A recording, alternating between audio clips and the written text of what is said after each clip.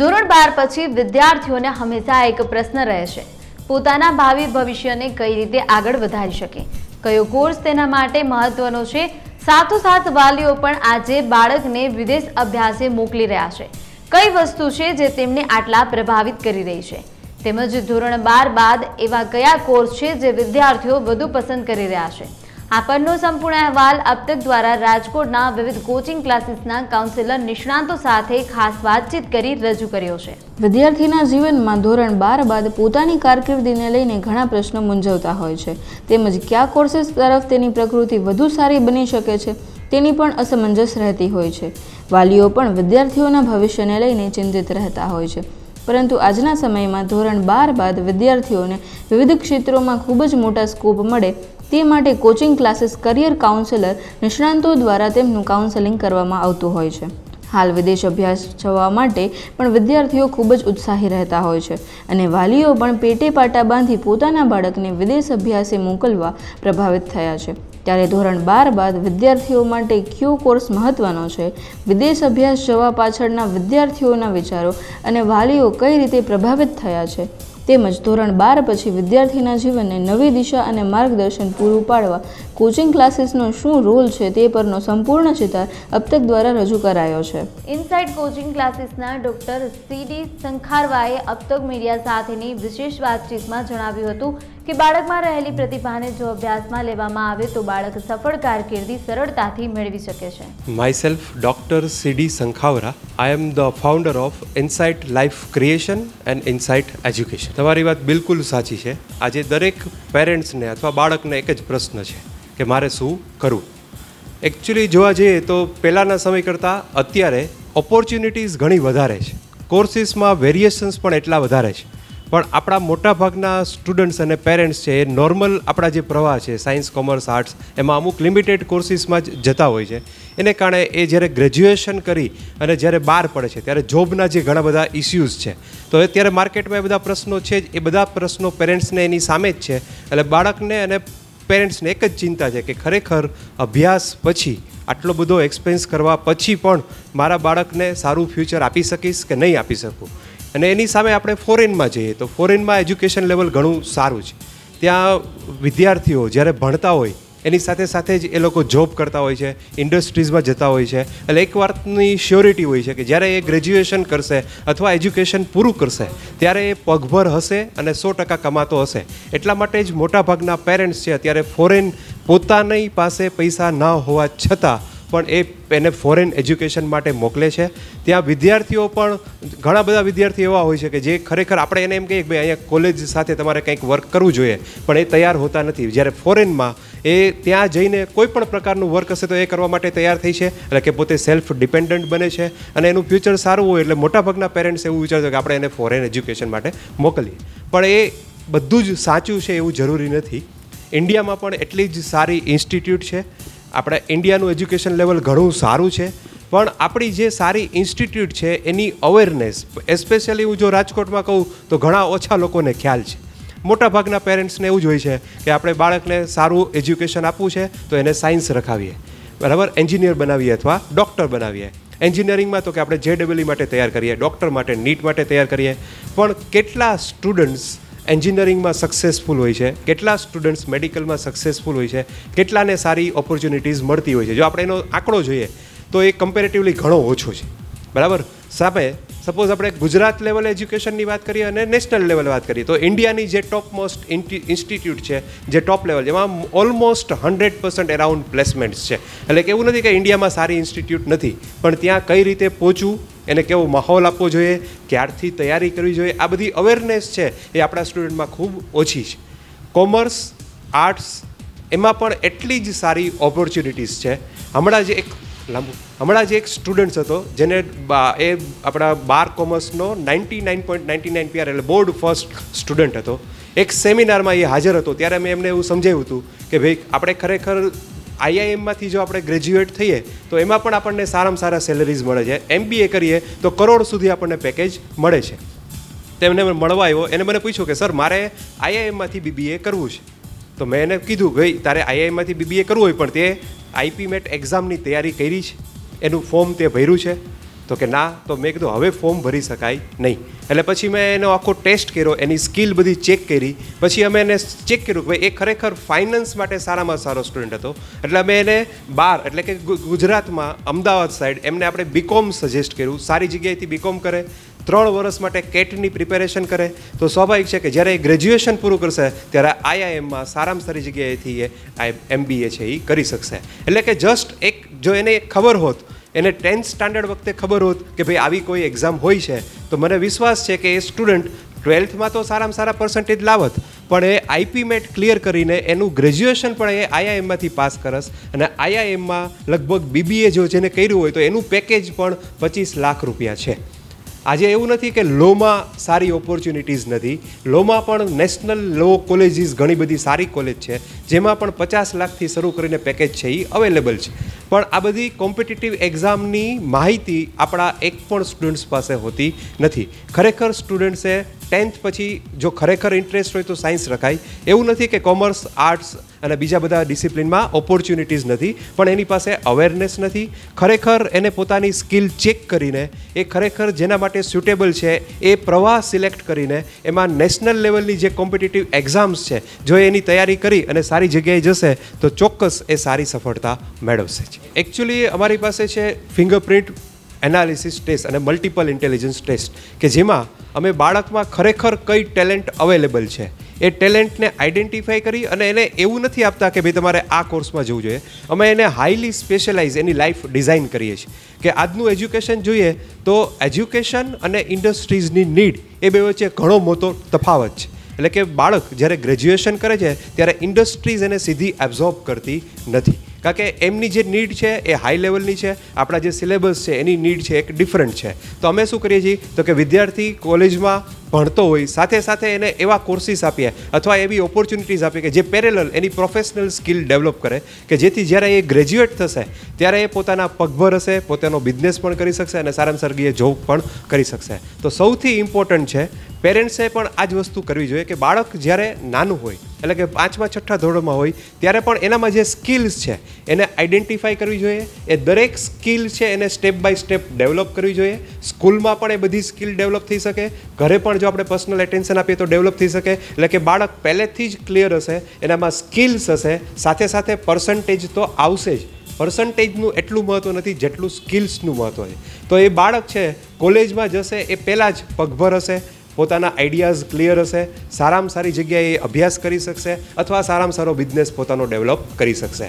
અત્યારના સમયની સારામાં સારી વાત કરીએ તો આ સેન્ચુરીમાં સૌથી વધારે ઓપોર્ચ્યુનિટીઝ અવેલેબલ છે જે અત્યાર સુધી ક્યારેય અવેલેબલ હતી નહીં. સપોઝ આપણે જ્યારે 10 વર્ષ પહેલાંની વાત કરીએ કે આપણે ટેન્ક સાફ કરાવી હોય તો આપણે મજૂરને બોલાવતા હતા. જ્યારે આજના સમયમાં આપણે ટેન્ક સાફ કરાવીએ તો એક ફોન કરીએ તો એક વેલ ટુ એક વ્યક્તિ આવશે, કાર લઈને આવશે, બધું આપણું વેલ ટુ સફાઈ કરશે, હાઇજેનિક સફાઈ કરશે. તો આ એક અલગ બિઝનેસ ઓપોર્ચ્યુનિટીઝ છે. તો આવી બિઝનેસ ઓપોર્ચ્યુનિટી દરેક જગ્યાએ અવેલેબલ છે. સોસાયટીમાં કેટલા બધા પ્રશ્નો છે એ પ્રશ્નો સોલ્વ કરી ટેકનોલોજીનો યુઝ કરીએ તો આપણે સારામાં સારા બિઝનેસમેન બની શકીએ છીએ. અને સૌથી સારું કે એ દેશ માટે પણ ઘણી બધી સેવા કરી શકશે, કારણ કે એ પોતાનું બિઝનેસ ડેવલપ કરીને ઘણા બધા લોકોને જોબ પ્રોવાઈડ કરશે, ઘણા બધા લોકોને એનાથી બેનિફિટ થશે. તો આ તક લેવાની જરૂર છે કે બાળકમાં રહેલી એની સ્કિલ આઈડેન્ટિફાઈ કરી એ પ્રમાણે એને એજ્યુકેશન આપવું અને એ પ્રમાણે એને તૈયાર કરવું. ફોરસાઇટ એજ્યુકેશનના જીનલબેન મહેતાએ અબ તક મીડિયા સાથેની વિશિષ્ટ વાતચીતમાં જણાવ્યું હતું કે વિદેશ અભ્યાસ જવા માટે પણ વિદ્યાર્થીઓ ખૂબ ઉત્સાહી રહેતા હોય છે. ધોરણ 12 પછી વિદેશ અભ્યાસ અર્થે જનારા વિદ્યાર્થીઓએ દરેક વસ્તુનું ગંભીરતાપૂર્વક જ્ઞાન લેવું જોઈએ. Thank you Marutbhai for this opportunity કે અબ તક મીડિયા સાથે મને આ ચર્ચાનો વિષય કરવા માટે. અને સેકન્ડલી તમારો પ્રશ્ન એક બહુ જ લાયક છે કે ખરેખર આ બધાને ખૂબ જ ક્રેઝ છે. ખાલી આપણે કહીએ તો બાળકોને નહીં પણ વાલીઓને પણ અતિશય ક્રેઝ છે કે તેના બાળકો વિદેશ જાય ભણવા. બટ આમાં આપણે જોઈએ તો 2 કેટેગરીના બાળકો હોય છે. તો ખૂબ જ વિચાર કરીને આપણે આ નિર્ણય લેવો યોગ્ય થઈ શકે છે. ખૂબ જ એડવર્ટાઇઝમેન્ટ થતી હોય છે, સારી પણ થતી હોય છે, ખોટી પણ થતી હોય છે. ઘણી વખત વાલીઓ એ તરફ ખેંચાઈ જતા હોય છે. બટ એક ચોક્કસ પણે નિર્ણય લેવો એ વાલીઓના હાથમાં જ હોય છે. ઘણી વખત વાલીઓ પોતાના બાળકો ઉપર નિર્ભર હોય છે કે એને જે કરવું હોય તે રીતે આગળ વધે, પણ 12મા ધોરણ પછી હકીકતે જોઈએ તો એના પર્સન્ટેજ ઉપર ખાસ મહત્ત્વ રાખતું હોય છે કે એ સ્ટુડિયસ છે, કઈ રીતે એ કયા સબ્જેક્ટમાં આગળ વધવા માંગે છે, એડમિશન્સ કઈ યુનિવર્સિટીમાં કરવા માંગે છે અને કયો કોર્સ સિલેક્ટ કરે છે, એના ઉપર ખાસ નિર્ભર હોય છે. પણ આની સાથે ખાલી સ્ટુડન્ટ કે કેન્ડિડેટ રિસ્પોન્સિબલ નથી, પેરેન્ટ્સ એઝ વેલ એઝ જે પણ કન્સલ્ટન્સી સાથે એ કોન્ટેક્ટ કરે છે એ લોકોએ સાચો માર્ગદર્શન આપવો બહુ જરૂરી બની જાય છે. સાચું કહું તો ભલે હું આ ફિલ્ડથી ઘણા સમયથી જોડાયેલી છું, બટ મારા હિસાબથી હું એવું નહીં પ્રિફર કરું કે બાળકો 12th પછી આ ડિસિશન લઈએ તો એક જ વસ્તુને ધ્યાનમાં રાખવાનું છે કે 2 ટાઈપના બાળકો હોઈ શકે છે કે જે પોતાના ઘરથી બહાર પહેલેથી જ ભણતા હોય છે, તો એ મેન્ટલી સ્ટ્રોંગ હોય છે, ઇન્ડિપેન્ડન્ટ હોય છે. ઘણા બાળકો પોતાના ઘરે જ રહીને હોમટાઉનમાં સ્ટડી કરતા હોય છે, તો તે બાળકો માટે થોડુંક ડિફિકલ્ટ થઈ જાય છે. એટલે આઈ થિંક કે the perfect age for studying abroad is definitely not after 12th but should go after bachelors. Foreign કન્ટ્રીઝમાં આમ તમે જુઓ તો બેઝિકલી ઘણું બધું ઇઝી ગોઈંગ કરી નાખ્યું છે, બિકોઝ એ લોકોને પણ હવે એવું દેખાવામાં આવે છે કે Indian candidates are really very much interested towards the study and their dream goals in their country.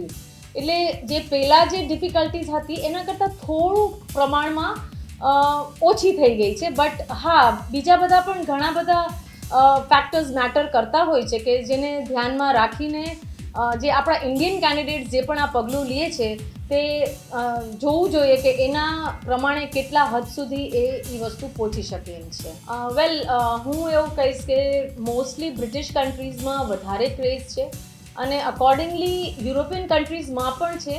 હવે બ્રિટિશ કન્ટ્રીઝમાં લોંગ ટર્મ ફ્યુચર ઘણું સારું છે. ધારો કે ઓસ્ટ્રેલિયા, કેનેડા, UK જે લોકોએ ઘણી બધી એની જે ફેસિલિટીઝ છે એ બધું ઘણું ઇઝી ગોઈંગ કરી નાખ્યું છે કેન્ડિડેટ્સ માટે. સાથે સાથે બીજી યુરોપિયન કન્ટ્રીઝ છે એ ફિનાન્શિયલી થોડીક લો છે, but you can say long term future prospects તમને એ કન્ટ્રીમાં ન મળે. એકચ્યુઅલી બધા જ બાળકોને અને વાલીઓને બ્રિટિશ કન્ટ્રીઝને યુરોપિયન કન્ટ્રીઝનો ક્રેઝ છે, પણ બેઝિકલી તમે જુઓ તો ઇંગ્લિશ લેંગ્વેજ જે કોર્સ છે જેમાં બહુ મહત્ત્વ ધરાવે છે, જે આઇલેટ્સ, PT, ટોફેલ, સેટ આ બધી જે એક્ઝામ્સ છે એ એક ફોરેન લેંગ્વેજ તરીકે ગણાય છે અને આ test first steps towards the dream country જે હોય છે એ પાસ કરવાની હોય છે. બેઝિકલી આપણે એ જોઈએ તો સૌરાષ્ટ્રના બાળકો એ બહુ લેક કરતા હોય છે. આમાં જે મિનિમમ બેન્ડ એ 6 ઇંચ અને 6.5 હોય છે, જે છોકરાઓ ઉત્તીર્ણ નથી કરી શકતા. તો હું એવું એ લોકોને કહીશ કે એટલીસ્ટ એ આ એક્ઝામ્સ એકદમ જ્યારે પીસ ઓફ માઇન્ડ હોય, ફૂલ કોન્સન્ટ્રેશનથી આ એક્ઝામ્સ પાસ કરે, જેનાથી એ લોકોને ક્યાંય કોઈ જાતની તકલીફ ન પડે અને કોઈ પણ કન્ટ્રીમાં અથવા કોઈ પણ કોર્સીસ કે યુનિવર્સિટીઝમાં એ લોકોને એડમિશન લેવું હોય તો at least they should take this opportunity to give this test from best coaching centers and the experienced mentors કે જેના હિસાબે એ લોકોને એક વખત નહીં પણ સાથે એક વખતમાં જ એ લોકો પાસ થઈ શકે. હું તમને એ કહીશ કે ખાસ કરીને એ લોકોએ પહેલાં તો પોતાનું એક વિઝન ક્લિયર રાખવાની જરૂર છે કે કઈ કન્ટ્રીમાં જવું છે, કયો કોર્સ કરવાનો છે અને secondly which stream they are choosing, whether it's commerce, arts or science, and how useful it is going to be there for them for the future prospects. આ બધી વસ્તુ ધ્યાનમાં રાખીને જ એ લોકોએ ડિસિઝન લેવું જોઈએ. સેકન્ડલી ખાલી કોર્સ કે યુનિવર્સિટીઝથી જ કામ નથી પતતું. આનાથી તો આપણે જોઈએ તો ફાઇનાન્શિયલ કન્ડિશન્સ પણ ધ્યાનમાં રાખીને જ આ નિર્ણય લેવો બહુ જ જરૂરી છે. ઇનફેક્ટ કદાચ પણ એવું બને તો they should be very clear about કઈ રીતે કયા સ્ટેપ્સમાં એ લોકો આગળ વધી શકે છે અને ડેફિનેટલી પેરેન્ટ્સ એ લોકોની સાથે જ હોવા જોઈએ કે જેનાથી કોઈ પણ બાળક ગેરમાર્ગે ન દોરાય છે. વિદેશ અભ્યાસ કરે તો જ બાળક ઉત્તીર્ણ થઈ શકે એવું જરૂરી નથી. આપણા ઇન્ડિયામાં પણ ઘણી યુનિવર્સિટીઝ છે કે જ્યાં ઓછા ખર્ચે સારું એજ્યુકેશન પ્રાપ્ત થઈ શકે છે. તો હું એવું કહીશ કે જે 12th સ્ટાન્ડર્ડ છે તો એટલીસ્ટ બેચલર્સ એનું પોતે ઇન્ડિયામાં ગમે તે સિટીમાં કરી શકે છે. અને સાથે સાથે ફાઇનાન્શિયલ જે એ લોકોના ડ્રોબેક્સ છે એને એ લોકો ગેધર કરીને એક સમય એવો આવે છે કે જ્યાં સુધી એ લોકોને વ્હાઇટ મની બતાડવાનું હોય છે તો એ ગેધર કરી લે ત્યાં સુધી સ્ટુડન્ટ પણ થોડોક મેચ્યોર્ડ થઈ શકે છે અને પછી એ લોકો આ નિર્ણય લે તો એ વધારે હિતાવા પોતાના માટે રહી શકે છે. 100% હું આ વસ્તુ સાથે અગ્રી કરું છું, કારણ કે ઘણી કોલેજીસમાં આપણે જોઈએ છીએ કે સ્ટુડન્ટ એક્સચેન્જ પ્રોગ્રામ થતા જ હોય છે કે જે લોકોને ખરેખર પોતાની જે વિદેશથી બાળકો ઇન્ડિયામાં આવતા હોય છે તેઓ આપણું કલ્ચર, આપણું જે એજ્યુકેશન લેવલ છે એ લોકો ખરેખર બહુ એન્જોય કરતા હોય છે. તો આ વસ્તુને ધ્યાનમાં રાખીને આપણા ઇન્ડિયન્સ જે ત્યાં જતા હોય છે એ લોકોએ આપણું અહીંયાનું સ્ટડીનું થોડુંક અમુક એજ સુધી મહત્ત્વ આપવાનું. અને બાકી તો હું તમને ચોક્કસપણે એ જ કહીશ કે જે બાળકો અહીંયાથી વિદેશ ભણવા જાય છે એ ખરેખર ભણવા કરતાં પણ it is simply learnings with earnings, કે ભણીને પણ સાથે એ લોકો કેવી રીતે સેલ્ફ ઇન્ડિપેન્ડન્ટ થાય છે, સાથે રૂપિયા કેવી રીતે કમાય છે. આ જ એક વસ્તુ ધ્યાનમાં રાખીને પેરેન્ટ્સ એના પોતાના બાળકોને વિદેશ મોકલવા ઈચ્છતા હોય છે.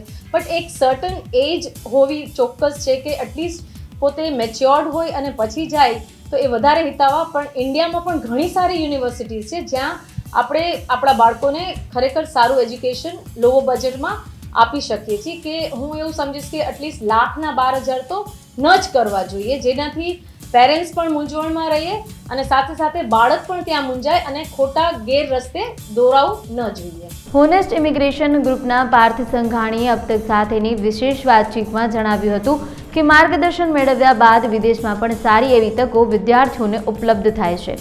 તેમજ ધોરણ 12 પછી વિદ્યાર્થીના જીવનને નવી દિશા અને માર્ગદર્શન પૂરું પાડવા કોચિંગ ક્લાસીસનો પણ મહત્વનો રોલ હોય છે. આજકાલ ઈ ક્રેઝ તો નો ડાઉટ વધી જ રહ્યો છે કે ભાઈ એના ઘણા બધા કારણો છે. એક કારણ તો એ બી હોઈ શકે કે આપણી જે એજ્યુકેશન સિસ્ટમ છે કદાચ ક્યાંક અહીંના જ સ્ટુડન્ટ્સ એનાથી સંતોષ નથી થતા. કારણ શું છે કે આપણી પાસે ફિલ્ડ્સ જોવા જઈએ તો બહુ લિમિટેડ છે અત્યારે, બરાબર છે. ઉપરાંતથી કેવું થાય છે કે ભાઈ કોઈ બી એક પર્ટિક્યુલર ફિલ્ડ, જેમ કે 12માં કોમર્સ પછી તમે મેનેજમેન્ટ ફિલ્ડ પકડી લો, બરાબર છે, તો એના પછી છોકરાઓ પાસે શું ચોઈસ છે? તો કે ભાઈ ખાલી બીકોમ કરી શકે કે ખાલી બીબીએ કરી શકે, એનાથી વધારે એની પાસે બિઝનેસ મેનેજમેન્ટમાં ચોઇસીસ નથી, બરાબર છે. 12 કોમર્સના છોકરાને લેટ સપોઝ એવું છે કે ભાઈ મારે બેચલર્સ નથી કરવું, તો એના માટે કોઈ ચોઇસ નથી. જ્યારે વિદેશમાં જેમ કે કેનેડા તમે ગણો તો 12 ધોરણ પછી એ બહુ બધી ચોઇસ આપે છે. જેમ કે છોકરો ડિપ્લોમા ભણી શકે જે 2 વર્ષનું હોય, એડવાન્સ ડિપ્લોમા ભણી શકે જે 3 વર્ષનું હોય, બેચલર્સ ડિગ્રી ભણી શકે જે 3 અથવા 4 વર્ષનું હોય. એટલે આ બધા કારણો હોઈ શકે કે ભાઈ છોકરાઓને હવે વિદેશ અભ્યાસ તરફ વધારે એ લોકો આકર્ષિત થાય છે, બરાબર છે. ઉપરાંતથી એજ્યુકેશનલ સિસ્ટમ ખાલી નહીં કહું, સામે એમની જે ચોઇસ છે, બરાબર છે, એને તમે ગાડરીય પ્રવાહનું બી નામ આપી શકો કે ભાઈ પહેલાંનો ક્રેઝ એવો હતો કે છોકરાનું બેચલર્સ પતે એના પછી છોકરાઓ અભ્યાસ માટે જાય છે. પણ હવે કેવું થાય છે કે ભાઈ જેટલું જલ્દી એ લોકો અભ્યાસ માટે પ્રયાણ કરશે એટલા જલ્દી એ લોકોની સક્સેસ મળવાના ચાન્સીસ વધે છે અને પરમનન્ટ એ લોકોને બધાને થવું છે આઉટ ઓફ ઇન્ડિયા બી, બરાબર છે. તો હવે એ લોકોને એ ખ્યાલ આવવા માંડ્યો છે કે ભાઈ જેટલું જલ્દી ત્યાંનું એજ્યુકેશન એડપ્ટ કરશે એટલું જલ્દી એમનો પરમનન્ટ થવાના ચાન્સીસ વધશે. એટલે એ એક કારણ હોઈ શકે છે કે ભાઈ સ્ટુડન્ટ્સ આઉટ ઓફ ઇન્ડિયા જવા માંગતા હોય છે. સાચું કહું તો 12માં પછી જવું કે પછી અહીંથી બેચલર્સ પતાવીને જવું એ ખરેખર છે ને સ્ટુડન્ટ ઉપર વધારે ડિપેન્ડ હોવું જોઈએ. નો ડાઉટ આપણે બધા એ લોકોને સલાહ સૂચન આપીએ, ઇવન પેરેન્ટ્સ બી આપે કે ભાઈ 12માં પછી જાઓ કે બેચલર્સ પછી જાઓ, પણ એ સ્ટુડન્ટની મેચ્યોરિટી ઉપર ડિપેન્ડ કરે છે, બરાબર છે, કે એને ભણવામાં રસ કેટલો છે, ખરેખર એને એજ્યુકેશનલ સિસ્ટમની અંદર શું ફેરફાર લાગે છે કે નહીં.